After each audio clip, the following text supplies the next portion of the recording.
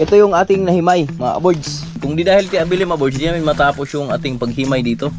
Yan. Thank you so much. Ito na yung baboy ni Tatay Riot mga aboards. Napakabilis talaga ng mga pangyayari. Magandang pangitain mga aboards. Pag pangana yung ano mga aboards, mga baboy, ito yung nilalagay. Na, kagat-kagat niya na. Hila, grabe. Grabe usok ko eh. At yung mais natin dito, ato yung tuyo na to mga boards. Yan o. Yo, what's up? Musta kayong lahat? At welcome tayo sa panibawang video na ating pagsasamahan ngayon. Yan magandang tanghali sa inyong lahat. Kahit sang sulok man tayo ng mundo. Anong oras na sa inyo dyan? Yan, magandang tanghali, magandang umaga, magandang hapon sa inyong lahat. At magandang buhay po mga kaboards. So napakainit na ang panahon natin ngayon. Ganito lang yung lagi nangyayari. Umuulan sa umaga, pero yung ulan ambon lang. Tapos pagdating sa tanghali, yan, bawi naman yung init mga kaboards. So kanina naghimay kami ng mani dito mga boards. So sa wakas natapos na rin. So inumpisa namin na maghimay kahapon. So dalawa kami ni Tia Bilen. So si Tia Bilen yung maraming nahimay dahil ako kasi pa sulpot-sulpot lang kasi nag-edit ako. At eto na mga boards, sa wakas natapos na talaga ang problema natin sa ating mani. At ito na yung mani natin ngayon. Yan. So ang na-harvest natin lahat, ito yung ating nahimay mga boards. So isang sako siya nung ganito ka lalaki. Kuy, taghan man. Ano to? Mani din pala to. Mani din. Sako. At ito mga birds. So ipunin ko lang. Ipunin lang natin yung ating mga mani. Ipunin ko lang siya para mabigyan na natin si Tia Bilen ang kanyang mga pinaghirapan dito. Ayan, ito yung mga linghod oh.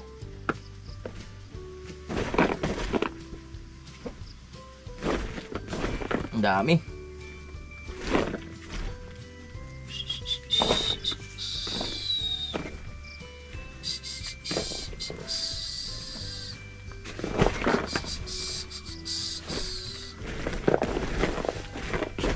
Para sa'yo, para sa'yo. Wow.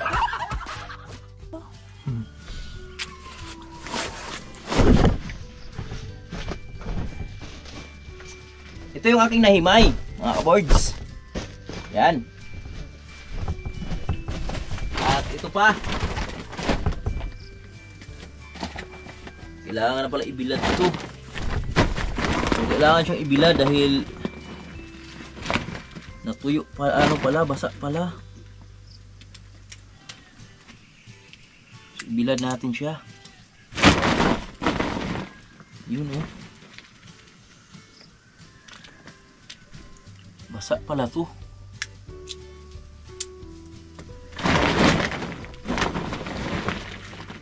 Manurok mo din iti ano? Ha? Manurok. Nabasa sa ulan siguro to gahabi.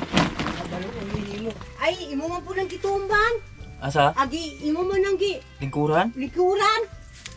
Nadaan ko nang gilikuran mo gahapon. Huwag ko nang ihi. Wow, ang-init. Sari.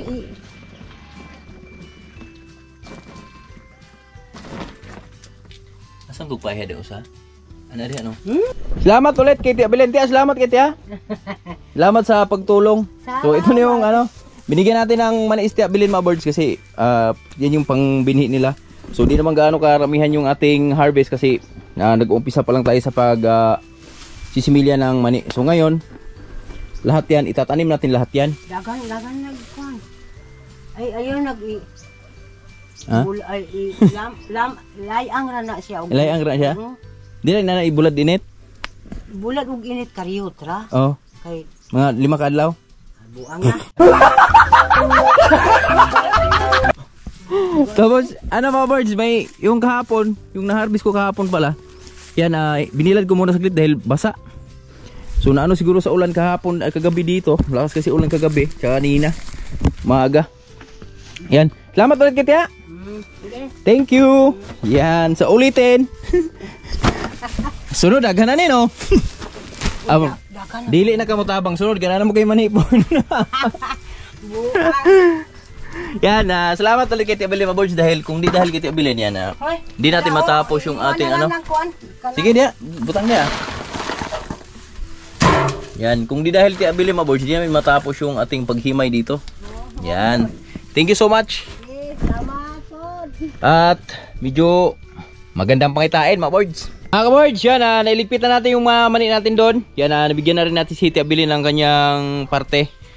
Yan, at andito tayo sa farm mga boards dahil ito yung isang sinabi ko na meron tayong magandang pangitain. So si Goldie kasi mga boards, di na siya mapakali. So ito yung kabuanan na kasi niya ngayon. So bali pang ano siya ngayon, 112 ba? 8, 9, 10, 11, 12, 13, 14, 15, 16, 17.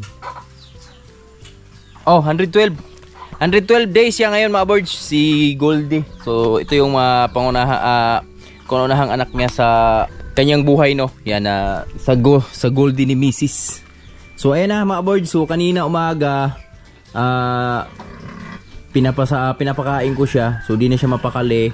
So hanggang ngayon, yan, di siya mapakali hanggang ngayon. At ang estimated kasi namin dito ni Tatay Rayot, so ang estimate ko kasi dito 18 siya mga anak, kaso lang 17 na ngayon eh. So baka kung di man siya mga anak ngayon, so malamang bukas yan. So pero kanina mga boards, no, tingnan nyo mga boards, di na siya mapakali. So dapat kanina pa o dito, dapat nanghingi na ng pagkain yan, pero ayan. So di niya pinapansin. Yan, ikot siya ng ikot. So ngayon, kukuha tayo ng mga ano, kasi panganay kasi to. Kukuha tayo ng mga dahon ng latundan, yung pinaka ano niya, unas, para yun yung mapaglibang-libangan niya diyan, kagat-gatin niya. At syempre nagpasaw lang muna tayo dito sa mga alaga natin. Yan, ito na yung baboy ni Tatay Rayot mga boards. Napakabilis talaga ng mga pangyayari. Yan, oh. Laki na. Litsuni na. At si Putoy. Yan si Putoy, oh. Oh, di ba mga boards? Kailan lang tayo walang update kay Putoy, pero ito na siya ngayon, oh. Oh. Mag-ano pa lang to sila mga boards, mag-isang buwan pa lang. Simula nung hiniwalay natin sa nanay nila. Yan. So syempre yung nanay, yan, ito si Lucy. Pag ginabayan, pag di na nagpapakasta yan, so nakakastahan na kasi yan. Pag di na nagpakasta ulit yan, yan, buntis na rin yan sa 2, kasi nakastan siya nung 2. So yan lang. At ngayon kukuha lang ako ng mga ano mga birds. Kukuha ako ng mga dahon ng saging, ibibigay natin kay Goldie para may mapaglibangan siya dyan. So kung di man itong mga anak ngayon, mamayang gabi, so wag naman sana gabing-gabi para may ano tayo ba, makita natin yung mga pangyayari. Pero diyan ko muna nilagay. Nilipat ko na yan dito kagabi mga board, kaso lang binutas niya yung isang ano dyan, yung maliit na butas. So talagang kinalkal niya ng kinalkal at lumaki. So nilabas ko muna siya, tapos mabilisan kong sinimento kanina kasi may tira na isimento doon. Yan na malay mo mamaya or bukas, so matigas na yon, ilipat lang natin siya doon. At yung mais natin dito, tuyong tuyo na to mga boards. Yan, oh. Pwede na. Pwede siyang tanggalan sa pinaka ano, pakaw. Tapos kukuha lang tayo ng mga saging. Yun. Dito yung sanggot.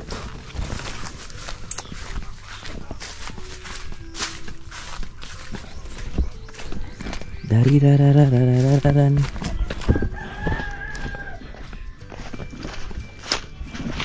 Dito mga birds, nararo na pala ni Tatay Rayot dito. Yan. Tapos na yan. At ito, yan. Pati doon. Puli sa! Pati dito. Yan. Tapos na yan. At ito. Nararo na rin niya dito. At dito tayo kukuha ng mga unas kung tawagin. Yan, ito. Ito latundan.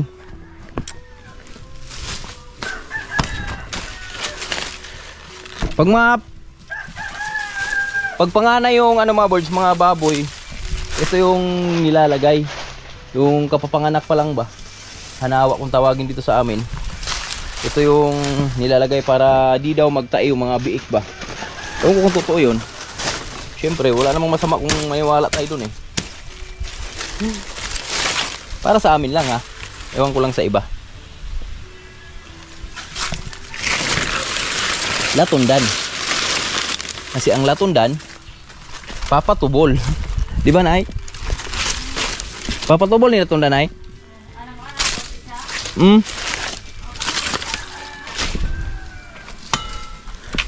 Up.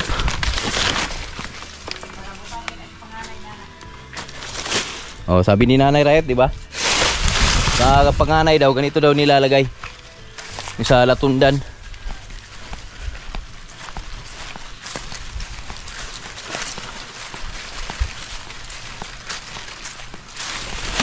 Dito tayo, meron pa dito. Psst. Hi. Psst. Goldie mo, naglilibor na.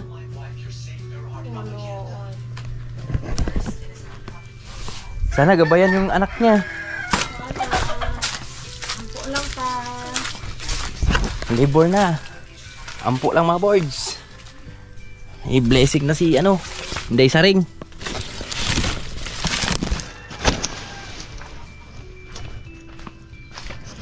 Ito.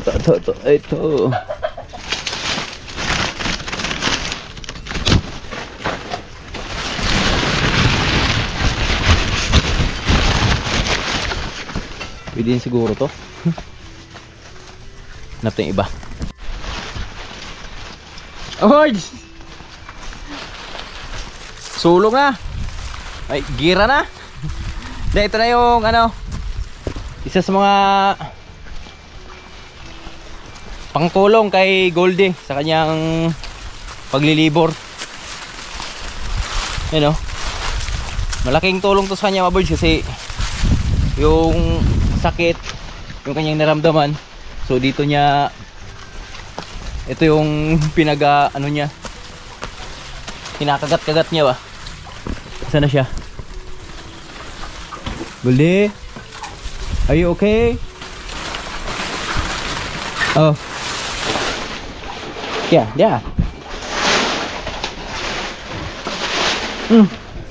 Yan.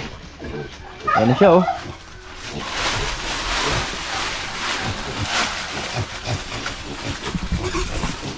Yan.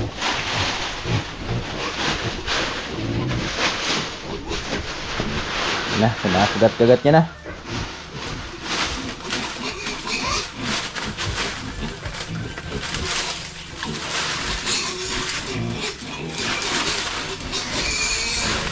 Malaking tulong sa yan. Kinain man.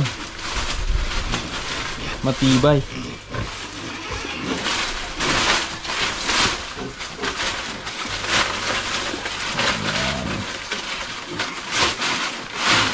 Galingan mo. Pag anak mo. Kaya mo yan. Ikaw pa. Ba? So ito yung binutas niya kagabi oh. Nilipat na natin siya diyan kagabi kaso lang binutas niya. So abang-abang lang tayo sa iba pang kaganapan mga birds. Yan, naglinis lang ako saglit dun sa mga sagingan natin dahil napakasukib na. Mga birds, habang nag-aantay ako dun sa update kay Goldie, kung ano yung kalagayan niya dun. So patuloy pa rin siya sa kanyang lilibor. So dito tayo, nagpausok lang tayo saglit mga birds dahil napakasukib na ng ating mga saging. Marami na silang yung mga dahong laya. So ngayon linis lang tayo dito sa ating saging.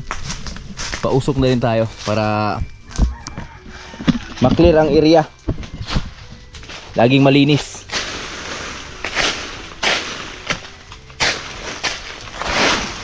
Dito, linisan din natin dito dahil dito sila palagi ni Mrs. dan Nanay Riot Laging mumulot ng duhat.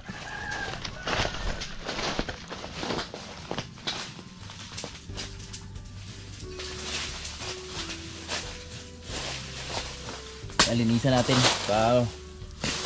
Linisan na natin, baka may mga ahas dito sa dahon eh. Mga dahon na naiwan, kung hindi kaya na gawin ng business nila, sunugin lang natin. Diba mamaya may mga ahas ilalim yan.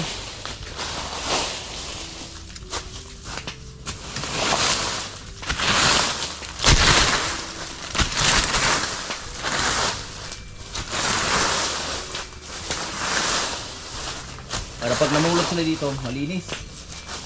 Yan kalat.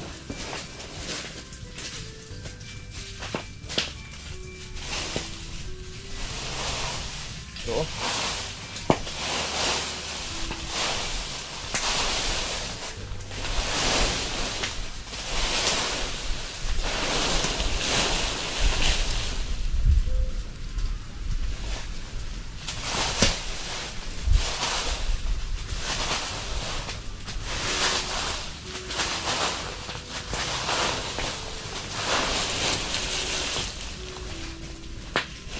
Dari usok.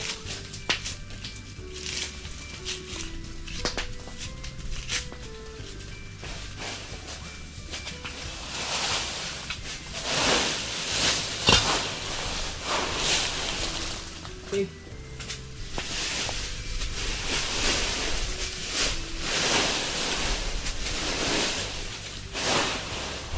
Yung mga dahon na di kayang gawing likin. Maliliit masyado. Tapos may mga malalaki, sira naman. Pausok lang natin.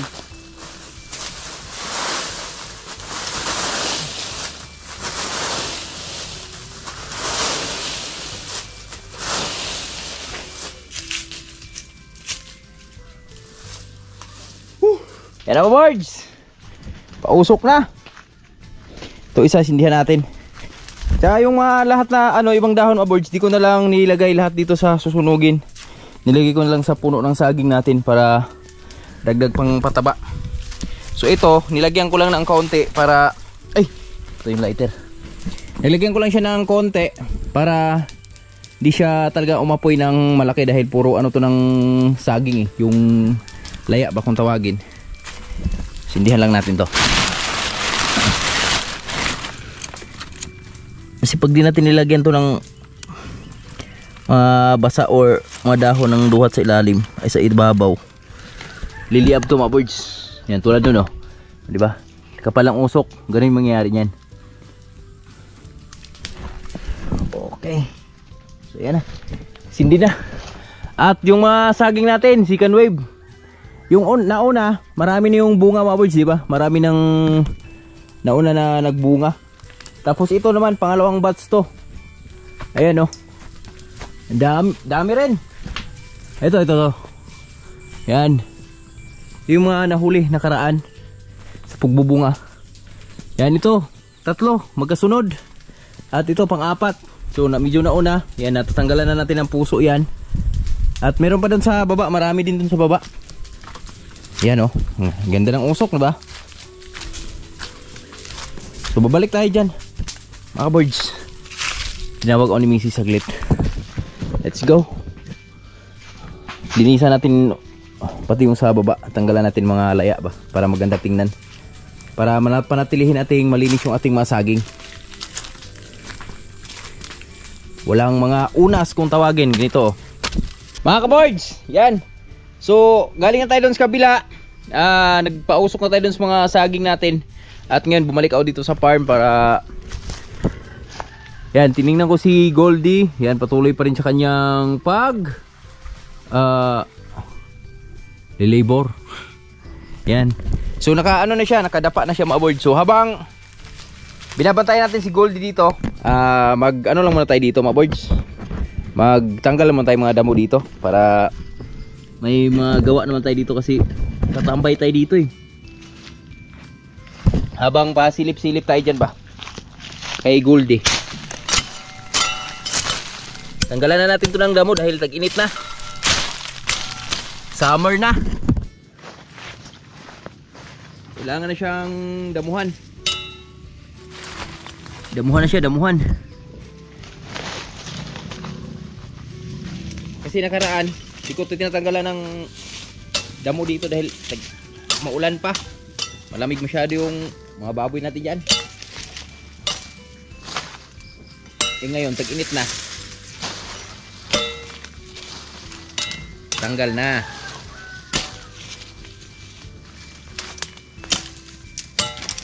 Sanggot na yung gamit natin. Kasi iring-iring lang to eh.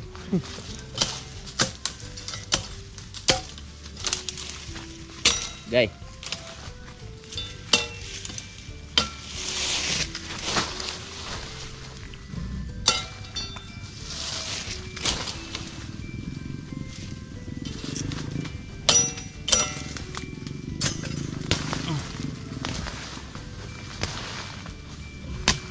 Yan.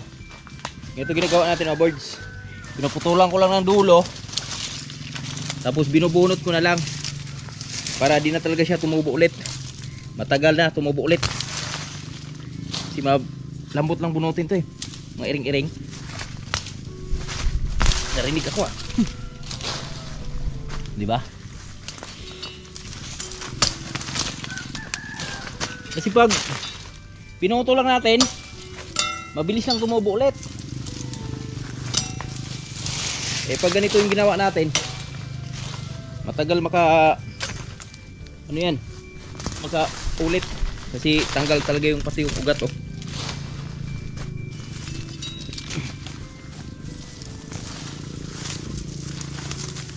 Taniman ko to ng ano dito mga birds, Maria de Agua. Punuin natin to dito sa ilalim ng ano, sa baba ng babuyan natin.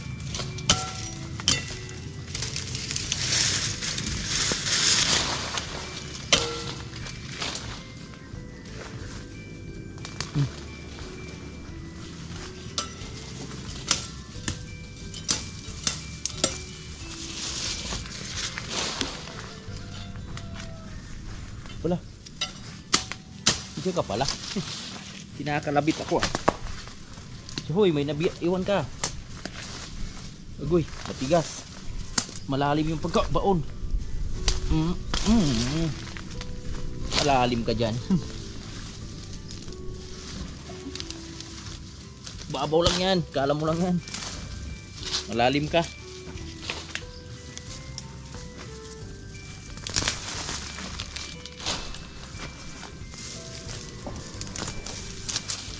Grabe kasi itong puno ng mga birds. Bilis mo ano eh, dumami. Iring-iring ba?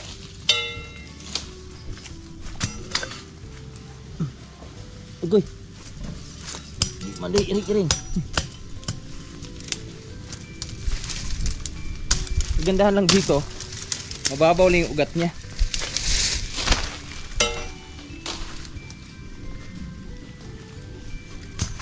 Ano na stress? Agay.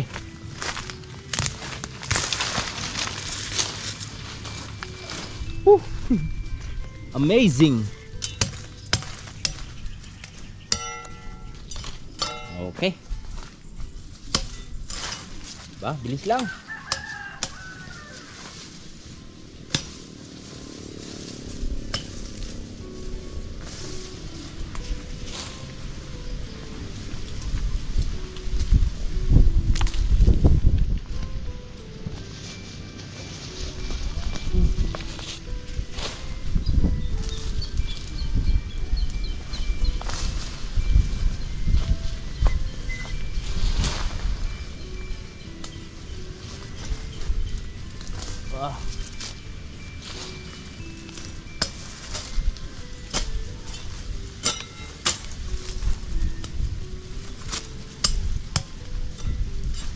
Woo! Ano muna? A few minutes! Yun o. Eto na. Maliwanag na yung ating farm ulit mga birds. Yan. So syempre papausok na tayo dahil hapon na rin, para matanggal yung mga lamok dyan sa farm natin. Yan, pinausok ko yung ating tinabas dyan mga birds. Yan, si sakto doon papunta yung hangin. Naliwanag na. So bukas na lang yan sa banda baba mga birds. Tatabasin natin lahat yan dahil tataniman ko ng ano yan, Maria de Agua. Ikakalat natin yung Maria de Agua natin dun sa fish pan natin. Yan, yan maganda. Yan, nakapagpausok tayo dyan. O diba, tanggal lamok dyan. Habang si Lucy at si Goldie, lah, grabe. Grabe usok oy. Hindi kita yung ating baboy. Yan si Goldie, dito pa rin, patuloy pa rin sa kanyang paglilibor. Mga birds, sinamantala na natin, sinabay na natin yung ating mga dahon ng duhat dito na di na pakinabangan. Yan, sinunog na rin natin para yung usok papunta dun sa farm natin. At di nga na tayo nagkamali. Yan. So maliwanag na ulit yung farm dito. Yan, malinis na. Wow, grabe usok oh. Saktong sakto papunta yung hangin dun. Oo, kita natin yung ano na ito. Hindi kita yan. Yan oh, diba? Tamang tama lang. Dungwe! Woo!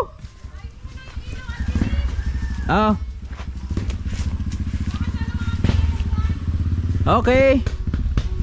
Kuha na rin pala tayong ampalaya. Magugulay doon si misis ng ampalaya. Tatirayo to, nag-araro pala doon oh. Grabe usok oy. Hanggang dito.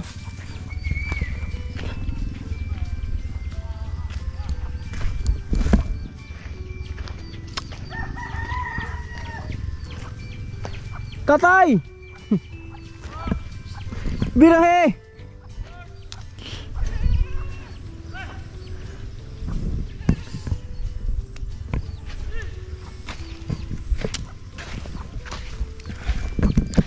Ampalaya. Gulay tayong ampalaya. Ang laki ng hinog.